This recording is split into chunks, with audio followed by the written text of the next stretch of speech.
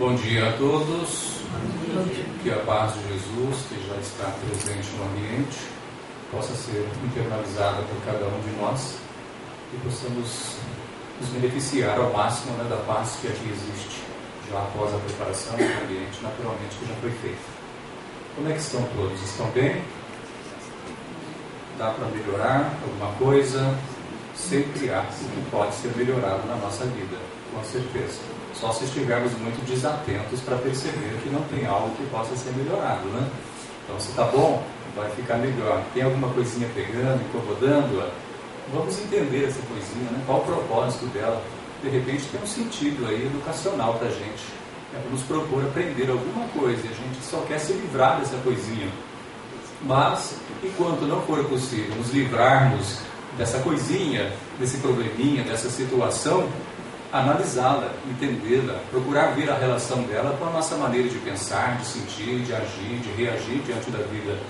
Porque aí a gente pode ir tendo um entendimento sobre o porquê dela. Isso gera um aprendizado, isso pode nos possibilitar crescer.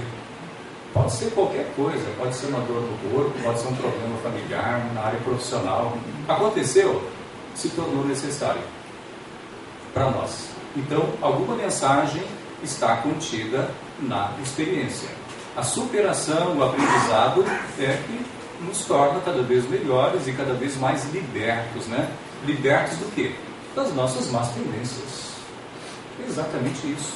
Libertando das nossas más tendências, nós vamos construindo cada vez mais harmonia interior, paz interior, independente dos fatores que nos cercam.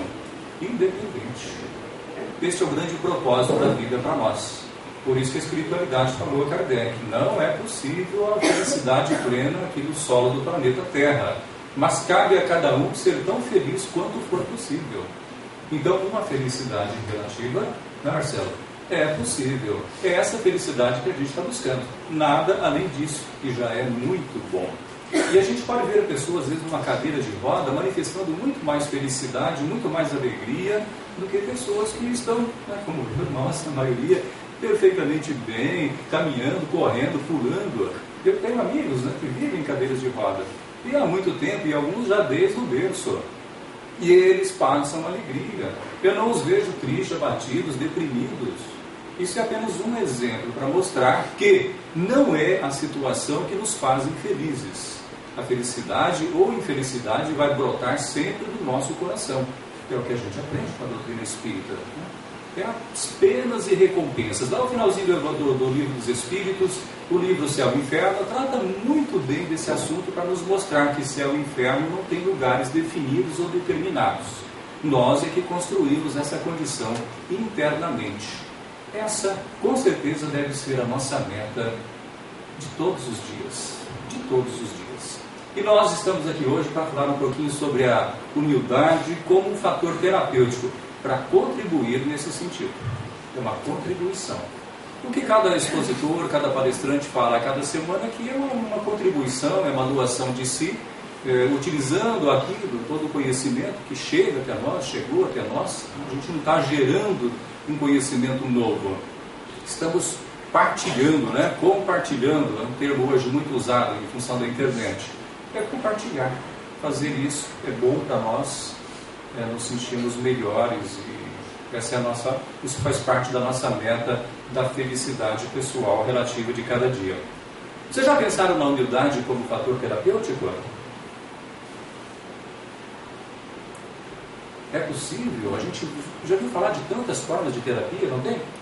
Tantos tipos, dezenas de terapias, as mais diferentes. Mas vamos já antecipando aqui. Terapia é tratamento. Basicamente isso. A terapia visa tratar alguém, a nós, para resolver um problema, eliminar um problema, ou pelo menos diminuir o impacto dele na vida da pessoa, para que ela se sinta melhor. Então aí nós vamos por esse caminho hoje buscar entender a questão da humildade, esse sentimento cristão, essa virtude cristã, melhor dizendo, nas nossas vidas. E como ela é responsável por promover uma condição melhor interna, principalmente interna, mas que também se projeta no campo dos nossos relacionamentos. tem um impacto direto, né? Então ela tem uma importância muito grande no campo da qualidade de vida, a humildade. Então, é uma virtude difícil de ser conquistada? É, mas é possível e é necessário que se caminhe nessa direção. Jesus disse: bem-aventurados os pobres de espírito, porque deles é o reino dos céus. E disse-nos também num outro momento que o reino dos céus está dentro de vós, que é isso que nós acabamos de falar aqui há pouco. Ligando as duas coisas. Então ele quis dizer o que para nós? Reino dos céus, o que é? Não é uma paz, a plenitude da paz interior? Nós não conseguimos compreender o reino dos céus como Jesus nos tentava passar naquela época. Nossa consciência não consegue chegar lá. Mas vamos traduzir o reino dos céus para nós hoje aqui como uma condição de paz interior, de equilíbrio, de bem-estar, uma felicidade relativa que nós buscamos. Então, para nós, o reino dos céus é isso, para tornar algo palpável, né? Algo que nós buscamos hoje e podemos alcançar hoje. Então, esse é o reino dos céus para nós. Harmonia interior e, tanto quanto possível, harmonia nos relacionamentos, porque nos parece que isso resume tudo. Nos resume tudo. Pobres de espírito, portanto, os chamados humildes, né? São os humildes. Não são os que têm pouca coisa na alma, muito pelo contrário. Pobres de espírito são os humildes. E Jesus relaciona essa paz interior que nós buscamos, queremos, à condição de humildade. Só há paz interior quando há humildade. O que nos conduz logo a pensar que, faltando humildade, quanto mais baixo o nível de humildade em nós, na nossa vida, maiores as atribulações, maiores os percalços, maiores os desequilíbrios íntimos e piores são os relacionamentos humanos. Portanto, humildade na raiz, para que a gente possa estar bem e viver bem e se relacionar bem. A humildade é um sentimento que nivela as pessoas. Ele está no Evangelho, capítulo 17 a 27, que trata desse tema. Recorda, Marcelo? Eu sei que o Marcelo tinha decorado todos os capítulos já. Eu também não. Não precisa também, viu, gente? Não é o mais importante decorar versículos. Não é o mais importante. O importante é ter o conhecimento. E mais ainda é viver o conhecimento. Então nós temos aqui a humildade, diz lá, sentimento. É um sentimento que nivela as pessoas. Eu acho isso aqui fantástico. É a melhor definição para mim de humildade. Porque as diferenças existem. Todos nós aqui somos muito diferentes. Muito diferentes. Todas as criaturas são diferentes. Mas esse sentimento que nivela, não importa o que seja, o que é, o quanto tem, o que não tem, é você olhar para cada pessoa, independente da sua condição social, econômica, cultural, como pessoa, simplesmente como pessoa. É falar com qualquer pessoa, pessoa a pessoa. E buscar entender o outro, o sentimento do outro, a vida do outro, o pensar do outro, com respeito. Porque a humildade gera respeito. Né? Tem que haver respeito. Se não há respeito, está faltando humildade. A humildade sempre vai produzir respeito nos relacionamentos. A humildade como fator terapêutico, recurso de reequilíbrio psíquico, emocional, com benefícios na vida como um todo. Então surge, pela falta da humildade, nós incorremos em certos comportamentos, a gente vai tratar um pouco sobre isso adiante, certos comportamentos bem prejudiciais para nós e para o nosso próximo. A terapia, a humildade como fator terapêutico, se apresenta justamente como caminho para o reequilíbrio. Porque se nós estamos nos prejudicando ou prejudicando ao outro, estamos em desequilíbrio perante a lei. Estamos andando na contramão. Isso não funciona bem. Vamos ter problemas, mais cedo ou mais tarde, quando não já de imediato. Aí entra a terapia da humildade, ou a humildade como fator terapêutico para resolver muitos dos nossos problemas, mas muitos mesmo. Está ficando claro? Vamos recordar então a questão 132 do Livro dos Espíritos. Por que nós encarnamos? Essa é uma questão básica, simples, mas importante. Eu gosto sempre de recordar. Nós estamos encarnados em busca da perfeição. A gente não vive preocupado com isso, né? Pensando todo dia, estou buscando a perfeição, mas nós buscamos a felicidade. É o bastante. Buscando a felicidade, a gente busca o aprimoramento, porque só através da transformação moral e intelectual constante é que nós alcançamos a felicidade. Então aí a gente vai se aperfeiçoando naturalmente. Esse é o propósito das nossas vidas e da vida de qualquer criatura na face da Terra. Qualquer criatura, todos estão encarnados por esse motivo. As situações, as vicissitudes, as condições, os contextos variam ao infinito, de pessoa a pessoa. Porém, o propósito é sempre o mesmo, porque a lei é sempre a mesma para todas as pessoas. Uns vêm por expiação, outros vêm com missões, outros já vêm misturando, né? Um pouquinho de missão, um pouco de expiação, provações, provas, e assim a vida vai seguindo, cada um vai cumprindo um pouquinho do seu papel na obra da criação, ao mesmo tempo que vai se aprimorando intelectualmente, moralmente, e vai evoluindo. Porque a lei do progresso é para todos, né? E é irreversível. A questão 65 nos recorda ali, é a primeira vez que o nome de Jesus aparece na obra espírita, na codificação. O nosso guia e modelo. Então Jesus é nosso guia e modelo. E pronto. Não há o que se discutir. A obra do Evangelho segundo o Espiritismo torna isso mais claro, mais profundo, expande-a. Então a gente compreende melhor. Mas enfim, é Jesus e os seus ensinamentos e a sua vida. Se fosse outra coisa, se os Espíritos quisessem trazer uma outra moral, um outro referencial moral para nós, teriam revelado outro. Mas não, é Jesus. Portanto, somos cristãos espíritas, embora muita gente não concorde e não queira nos aceitar como cristãos, mas nós somos cristãos. Todo espírita é um cristão, antes de tudo, porque o cristianismo vem antes, é um cristão espírita, obrigatoriamente. Então somos cristãos, sim. E dentro do Evangelho segundo o Espiritismo, terceira obra publicada por Kardec, nós encontramos o capítulo 7º, né? Bem-aventurados os pobres de espírito, que vem trabalhar justamente essa questão da humildade, da sua importância em nossas vidas. Nós inserimos essa abordagem aqui porque achamos interessante nos localizarmos dentro do processo de evolução. Por que eu sou assim? Por que eu sou assim? Por que o Marcelo é assim? Por que o Zé Carlos é assim? Por que nós somos assim?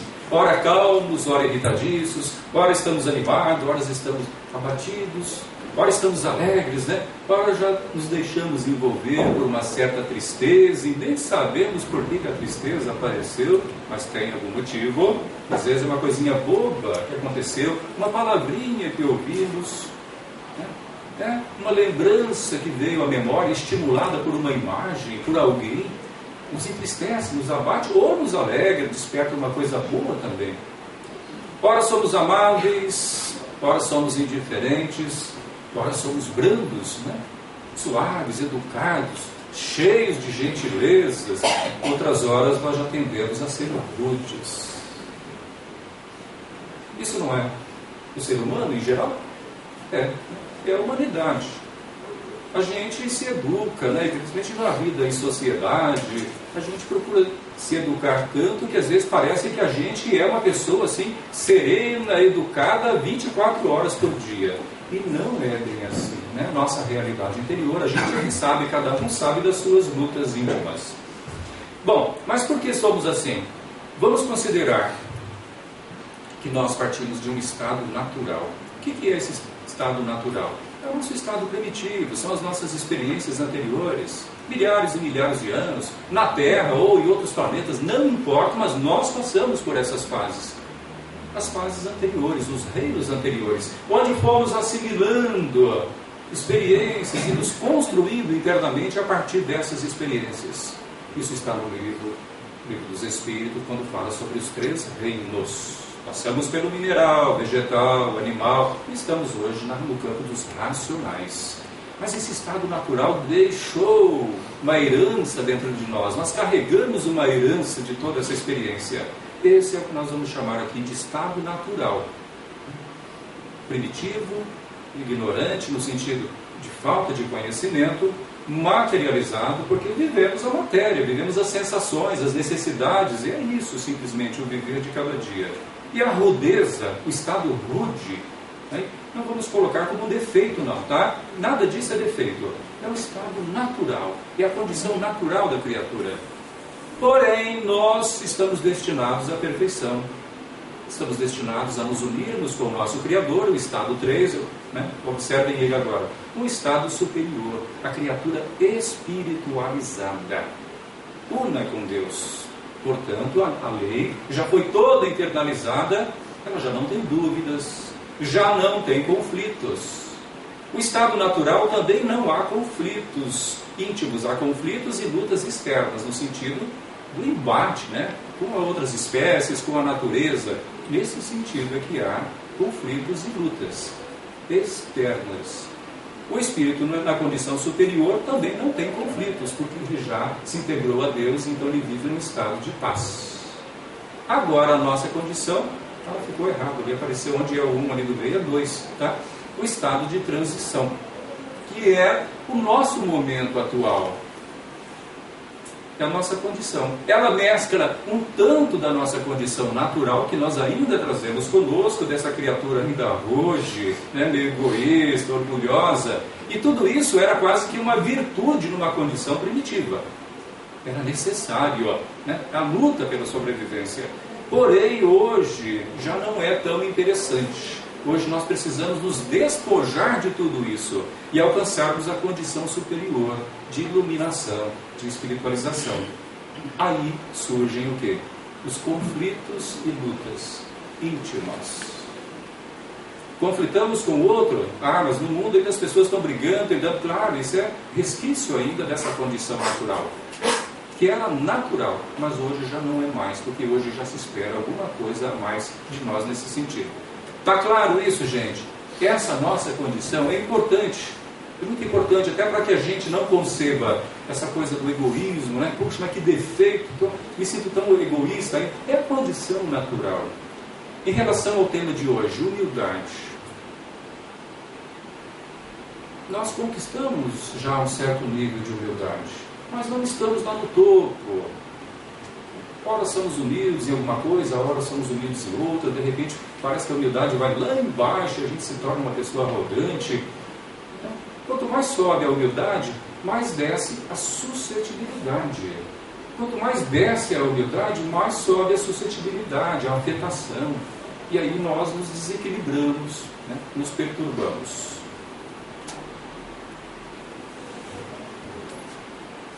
Olha o que diz Joana de Ângeles no livro Ser Consciente. Nas faixas da evolução mais densa, em que estagia a grande mole humana, a maior parte da humanidade, o sofrimento campeia. Mas ele tem um sentido, por ser uma forma de malho e de bigorna que trabalham o indivíduo, nele esculpindo o anjo e arrancando-lhe o demônio do primitivo vismo dominante. Não vai bem de encontro ao que nós falamos anteriormente? Palavras de Joana de Ângeles, deixa bem claro para nós, é o trabalho da vida, inclusive da dor, do sofrimento. É um trabalho de esculpir, estamos esculpindo a nós mesmos espiritualmente, para que saiamos dessa condição primitiva, que ainda predomina, que tem uma grande força em nós, para alcançarmos a condição do anjo, do ser liberto, dessa condição inferior. Orgulho. Todo mundo já ouviu falar muito sobre orgulho, muito mencionado por todos os palestrantes, nossos estudos, obras básicas.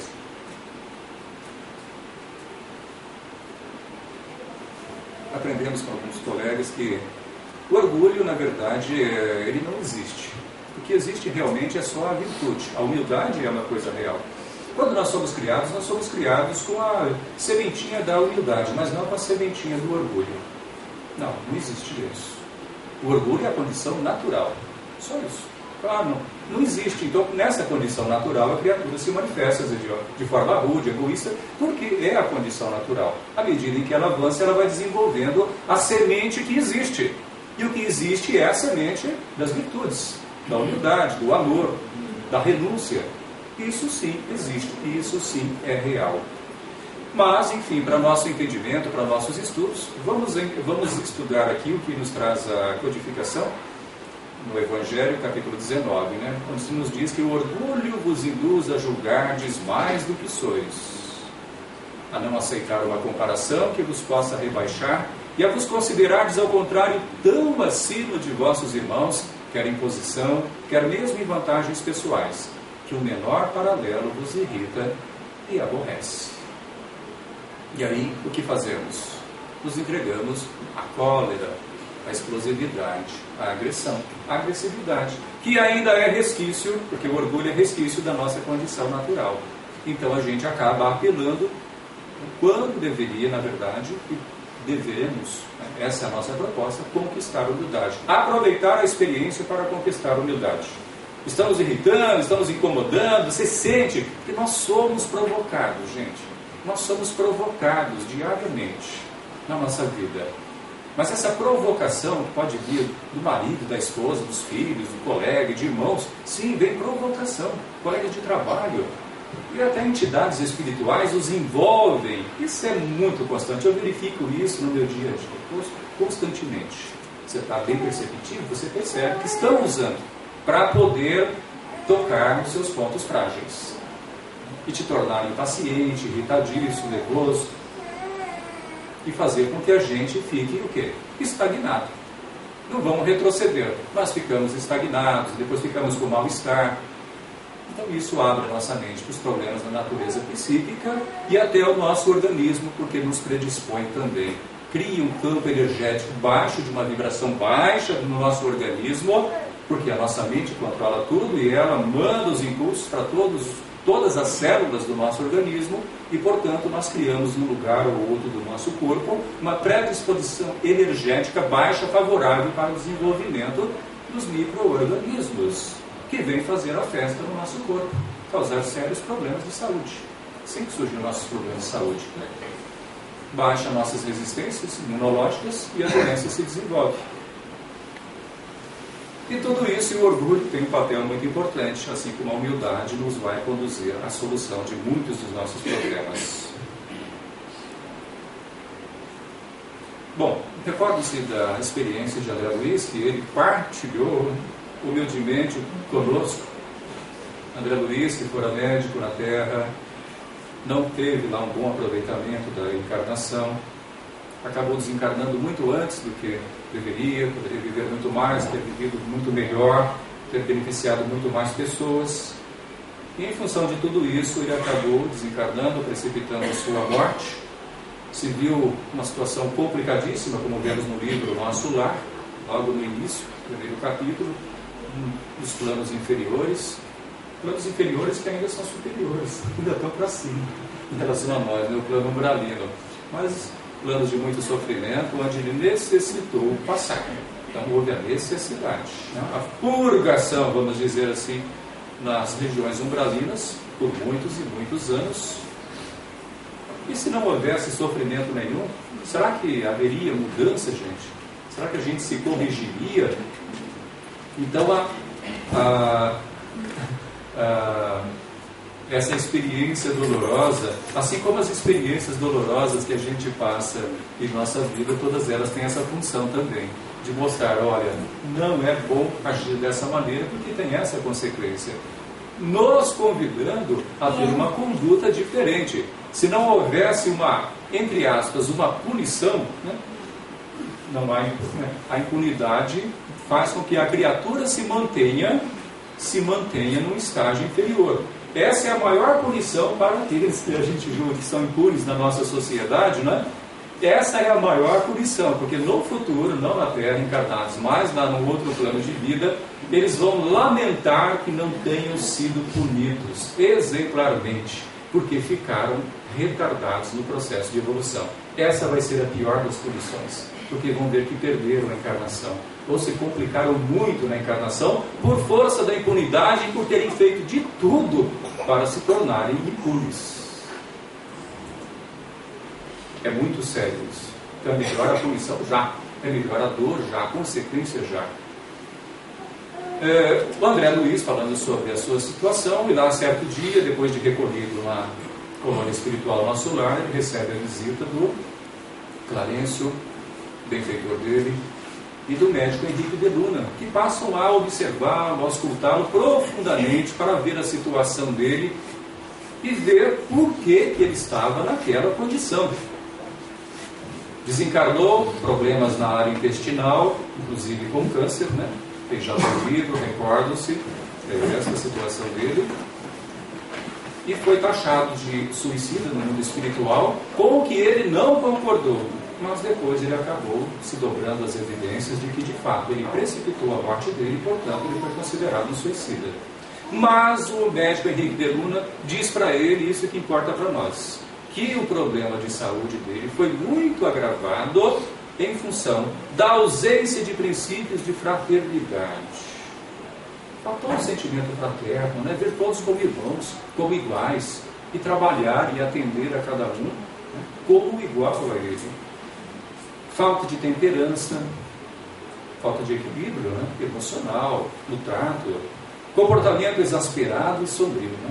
Exasperação. É a cólera, a explosividade, ausência de autodomínio no trato com os semelhantes, desrespeito, ofendia sem refletir. Já era uma prática viver simplesmente ofendendo e nem pensava no assunto.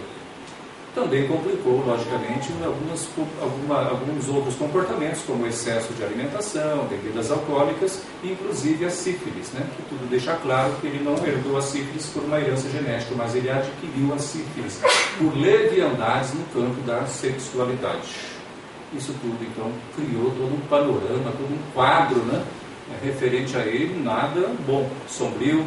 Em função disso, ele, todas as vezes que se manifestava de forma dura, grosseira, ele acabava muitas vezes atraindo para si vibrações pesadas, destrutivas, que o atingiam, e ele ignorava completamente isso.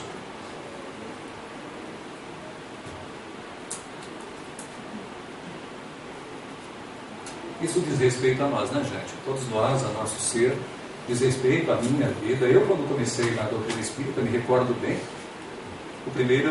minha primeira preleção que eu ouvi, que foram 15 minutos apenas, foi exatamente sobre a cólera, o comportamento explosivo, né? Sempre recordo isso, e me recordo muito bem dos comentários naquela tarde. Isso já tem mais de 30 anos, mas eu me recordo muito bem. Ou seja, eu cheguei no meio espírita por vias justamente do comportamento exasperado, desequilibrado, né?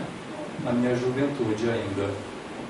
E demorei para perceber que aquela preleção foi para mim, que o remédio estava na palestra. A gente demora, né, para perceber, para se ver, se espelhar, que é o que a gente precisa fazer. Bom, terapia, o fator terapêutico. O que seria uma terapia? Já falamos um pouco, terapia e tratamento. Qual o processo para que a gente possa usufruir de algo terapêutico, né? Qual o caminho, seja lá qual for a terapia. Estamos aqui hoje falando da humildade. Primeiro passo, reconhecer a própria necessidade ou os benefícios daquela terapia para nós. Não, isso é bom, né? Pode ser bom para mim, realmente é interessante, me identifiquei. Esse é o primeiro passo. Segundo, pôr-se em terapia. Pôr-se em terapia, simplesmente começar a fazer a terapia.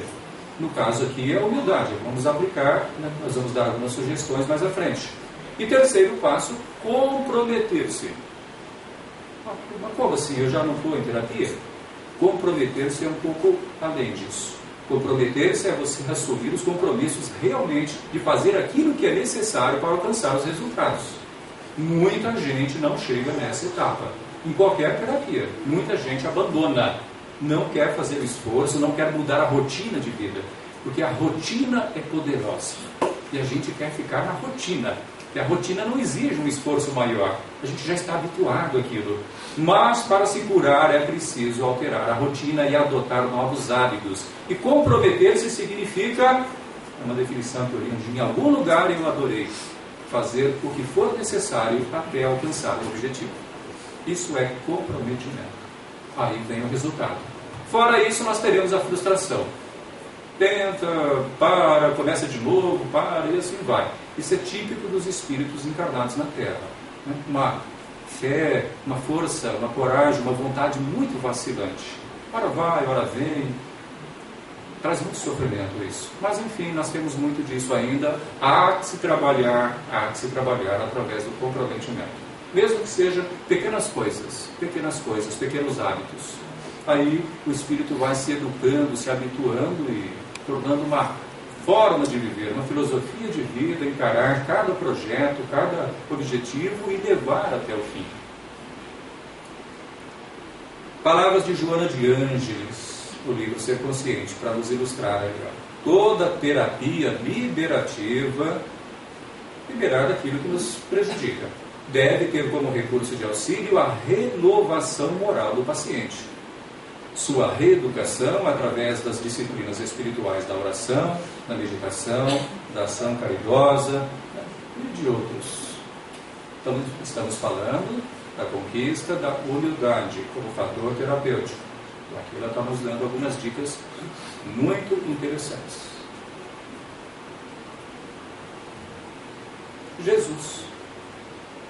Jesus, questão 65 do Livro dos Espíritos, nosso referencial moral de conduta, aquele que melhor traduziu na Terra a vontade do Pai. Mas como é bom, gente, pensar em Jesus, humildade, amor, desprendimento, sacrifício, renúncia. Isso é Deus, é a expressão divina. Eu acho isso muito confortante, mas muito confortante saber que a nossa destinação é o amor incondicional e a felicidade plena. E Jesus veio para nos mostrar da forma mais cristalina, mais pura, essa vontade divina. Se Deus encarnasse entre nós, pudesse encarnar, Ele teria feito o que Jesus fez. Então, é maravilhoso a gente pensar em Jesus, né, como revelador da vontade do nosso Pai. E entre tantas revelações, Ele nos trouxe essa: vinde a mim, todos vós que vos encontrais aflitos e sobrecarregados, e eu vos aliviarei. Tomai sobre vós o meu jugo, que é suave, e meu fardo que é leve, e aprendei de mim, que sou manso e humilde de coração, e encontrareis descanso para as vossas almas. Está em Mateus.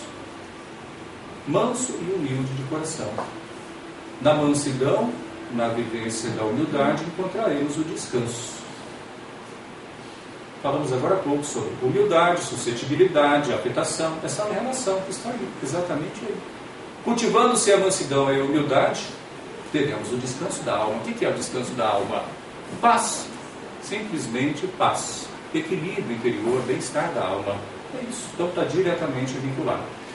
Aquele que quiser ser o maior no reino do céu, seja o servidor de todos. Ora, foi direto, né? Seja vosso escravo, né? No outro momento ele diz. Seja um escravo dos outros, seja um servidor.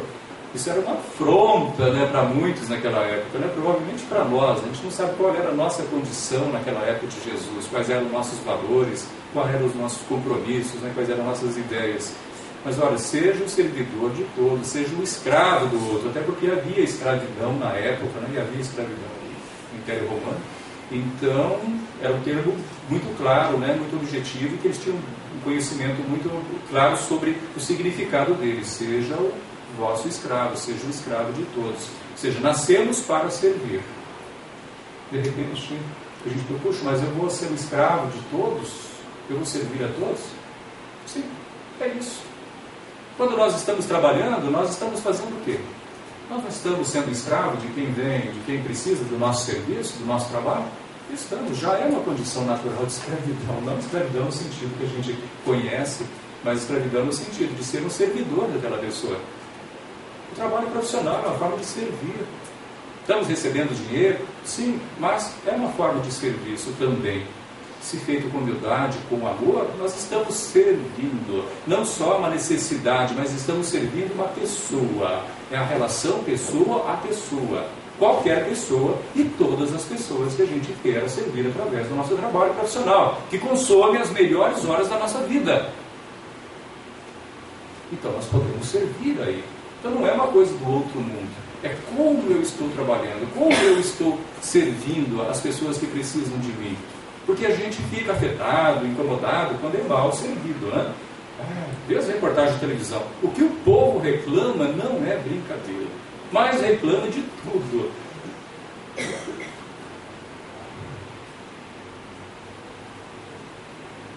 Vivência terapêutica da humildade. Então aqui a gente tem até já umas citações do nosso companheiro Ney Prieto Pérez de São Paulo, que estão contidas no livro Manual Prático do Espírita.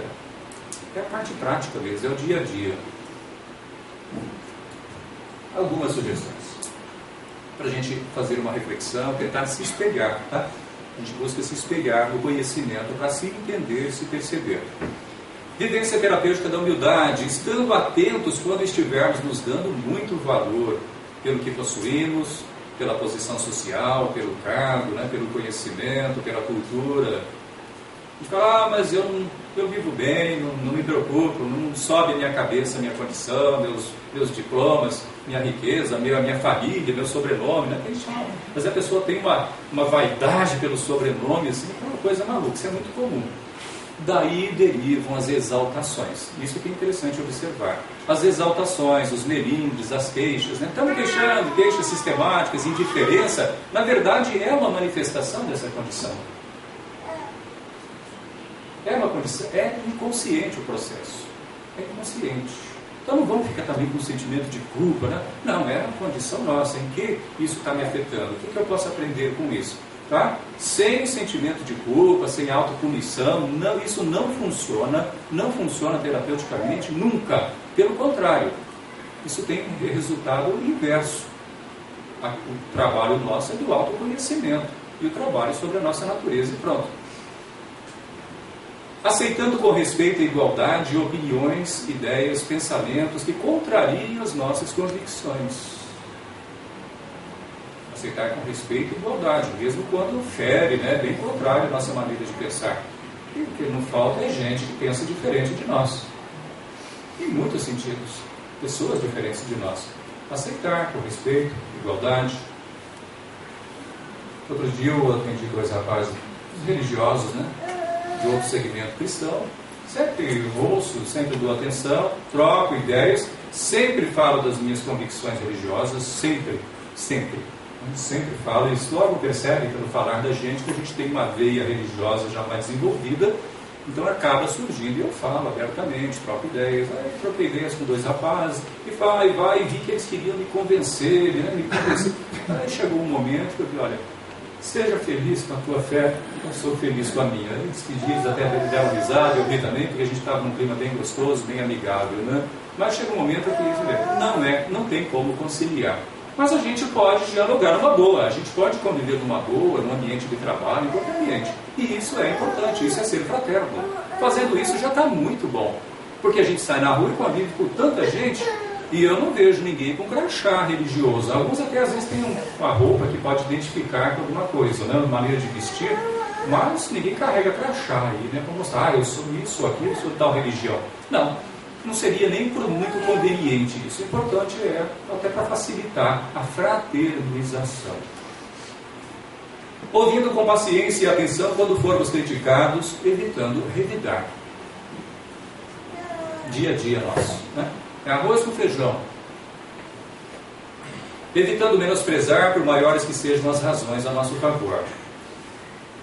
Aprendendo a ser submisso às ordens recebidas, mesmo que contrariem nossos pontos de vista.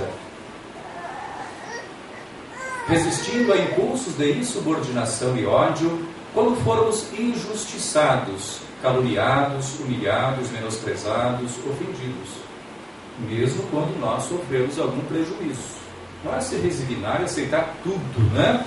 Mas é saber se postar de tal uma forma em que a humildade se faça presente, até para que a gente não sinta tão abalado, abatido, né? Desorientado na vida. É isso que acaba acontecendo se a gente não souber lidar bem também com as calúnias, com humilhações, com prejuízos que a gente acaba sofrendo. Vejam bem, a humildade é para nos manter o equilíbrio, para nos dar paz. Por isso que ela é importante nos nossos relacionamentos e nas adversidades, porque ela é uma garantia de bem-estar, de equilíbrio para nós. Só em clima de humildade é que a gente pode fazer um enfrentamento, cara a cara, racionalmente, né, de todas as situações que a vida apresenta. Saindo disso, podemos nos complicar. Aqui nós apresentamos um processo que nós desenvolvemos de transformação moral, porque isso aqui vale para qualquer conquista, qualquer coisa que a gente busque na área moral, ou até em outra área. A primeira coisa, a aceitação da condição e do desejo de progredir. Eu aceito que eu preciso avançar na área da humildade. Eu quero progredir. Esse é o primeiro passo. Se não houver essa disposição, para. Né? Então esquece, vamos mudar de assunto. Então esse é o primeiro passo. Depois, obter conhecimento acerca daquilo que nos interessa, seja lá o que for, né? Uma profissão, uma virtude, no caso a humildade, orgulho, humildade. Vamos conhecer a respeito, vamos estudar, vamos meditar no assunto, para que a gente possa partir para a etapa seguinte: espelhar-se nos conceitos, espelhar-se no conhecimento, né? Se espelhar, como quem olha no espelho, bate no conhecimento e retorna para nós, para que a gente possa fazer o trabalho de autoanálise. Depois, o passo seguinte, a prática, o enfrentamento dentro do nosso contexto pessoal. Ver onde aquele conhecimento adquirido pode ser útil na minha vida prática diária. Isso inclui, esse nós consideramos um ponto fundamental, inclui a renúncia aos prazeres que o comportamento vicioso proporciona. Né? Isso talvez seja o mais difícil. É aqui que a gente cai, é aqui que a gente não quer mudar. Porque renunciar ao prazer que um vício traz, um vício material, fumo, bebida, excessos de alimentação, mas também vícios de comportamento, maledicência, irritação costumeira. Tudo isso é vício. Tudo que é repetitivo em nossa vida é vício. Renunciar ao prazer que eles nos proporcionam. Porque proporciona prazer. Mas falar mal do outro proporciona prazer? Claro que proporciona. Se você está fazendo isso viciosamente, é porque você se sente bem. Traz prazer, traz uma satisfação. Egóica, ruim, negativa, mas traz. Então é preciso aprender a renunciar aos prazeres que os nossos vícios proporcionam. Só assim a gente consegue avançar. E verificar periodicamente e perseverar na nova rotina que nós adotamos. E aí teremos os benefícios da prática da humildade. No campo biológico, mais saúde, equilíbrio biológico. No psíquico, equilíbrio, bem-estar. No social, melhores relacionamentos. E no espiritual, uma sintonia mais elevada que nos alimenta de algo superior. Traz calma, traz paciência, melhora nossos relacionamentos, aceitação do outro, aceitação das experiências que a vida nos proporciona, porque às vezes a humildade abre-nos o coração para viver a experiência, mesmo que ela seja desagradável. Humildade é isso, é submissão à vontade de Deus, é aceitar a experiência, é viver a experiência. Isto também é ser humilde. Redução ou eliminação de atritos, mais harmonia no lar, aumento da tolerância e, enfim, paz, que é o que todos nós buscamos, a paz interior em meio à nossa vida de cada dia. E nós nos despedimos aqui agradecendo e desejando a todos muita paz.